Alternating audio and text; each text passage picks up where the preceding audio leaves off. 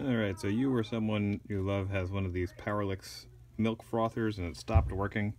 You tried replacing the batteries and that didn't help. I'm going to show you one way that might be able to resuscitate your frother.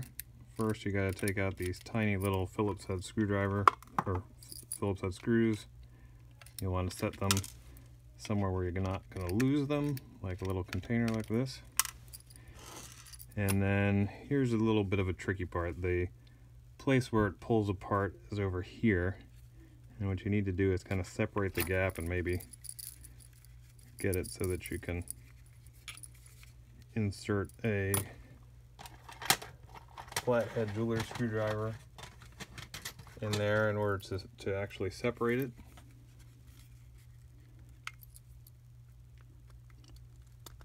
And that'll come off. Once you've got it under there, you can pull it off not too badly. You'll see the design is completely without wires. You should be able to gently take the motor out, and you'll want to look to see if there's any corrosion on either the terminals or on the shaft of the motor itself. You can see that there's some corrosion on the shaft of the motor, and that might be what seized it up. So similarly, you can scrape off any corrosion that might have appeared on the terminals with a screwdriver or with a nail file and spin that around. I'm going to scrape some of this off here.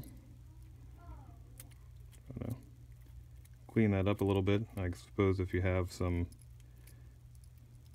lubricant or something, you can use that to help make it a little bit better, a little bit more free moving. And then similarly, you can scrape off any corrosion that you see on the terminal itself. If you happen to have a 3-volt power source like this, you can check to see whether the motor itself is going to spin once you apply power to it. Doesn't really matter what it is as long as it's 3 volts. As you can see, we've got the motor working, so that's good.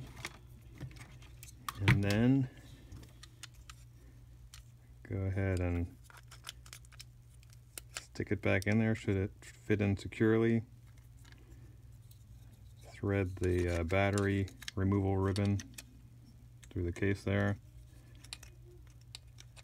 and that should hopefully snap right back in there. Of course, when you stick the batteries in, make sure you got the ribbon underneath them.